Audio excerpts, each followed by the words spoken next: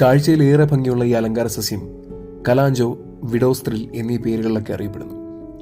ഈ ചെടിയുടെ ഉത്ഭവം ആഫ്രിക്കയിലെ ഉഷ്ണമേഖലാ പ്രദേശങ്ങളും മഡഗാസ്കർ ദ്വീപുമാണ്. ഈ ചെടിയിൽ വിഷാംശം അടങ്ങിയിരിക്കുന്നതുകൊണ്ടാണ് ഇതിന് വിഡോസ് ത്രിൽ എന്ന പേര് ലഭിച്ചതെന്ന് പറയപ്പെടുന്നു. ഇതിനു പുറമെ ഈ ചെടിക്ക് മറ്റൊരു വലിയ ചരിത്രം കൂടിയുണ്ട്. 1971 സോവിയറ്റ് ബഹിരാകാശ യാത്രികരായ കോസ്മോനോട്ടുകൾ അവരുടെ ബഹിരാകാശ നിലയമായിരുന്ന സല്യൂട്ട് 1 കൊണ്ടുപോയ ചെടികളുടെ കൂട്ടത്തിൽ കലാഞ്ചോയും ഉണ്ടായിരുന്നു. ഭൂമിയിൽ നിന്ന് ഏറെ അകലെ ഒറ്റപ്പെട്ട് കഴിയുന്ന ബഹിരാകാശ സഞ്ചാരികളുടെ മാനസികാരോഗ്യം കുറയുന്നത് ശ്രദ്ധിച്ച ശാസ്ത്രജ്ഞർ അവരുടെ മാനസിക ഉല്ലാസത്തിനായി ഒരു പെറ്റ് എന്ന നിലയിലാണ് ഈ ചെടികളെ ബഹിരാകാശത്തേക്ക് അയച്ചത്.